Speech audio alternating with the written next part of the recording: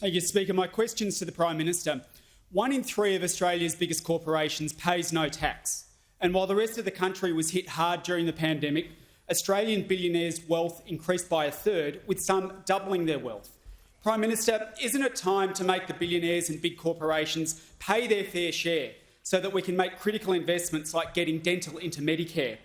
We're a wealthy country, but many people are still struggling. So in tonight's budget, will you listen to the Greens and put in place a 6% tax on billionaires' wealth and a new super profits tax on big corporations making excessive profits? The Prime Minister has the call. Thank you, Mr Speaker.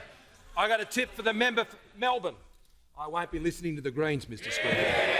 I won't be listening to the Greens, Mr Speaker, and neither will the Treasurer and the Australian people who value their jobs, Mr Speaker, and who value the strength of an economy, a strength of an economy which is what actually pays for essential services. This seems to be something that escapes the member for Melbourne and the Greens, and I expect that many who sit on that side, that it is the strong economy, businesses going out, employing people, investing, creating jobs, creating opportunities that drives an economy that pays for the National Disability Insurance Scheme, that pays for aged care, Mr Speaker, that pays for mental health care support, Mr Speaker, and all of the services. It pays for the pension. It pays for disability support.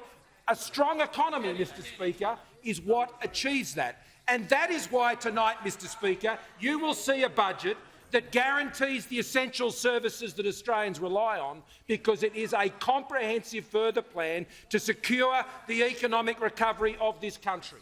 Mr Speaker, that economic recovery, compared to what is happening around the world at the moment, Mr Speaker, is quite striking. There are a few developed countries in the world today that can say that there are more people employed today than there were before the pandemic hit.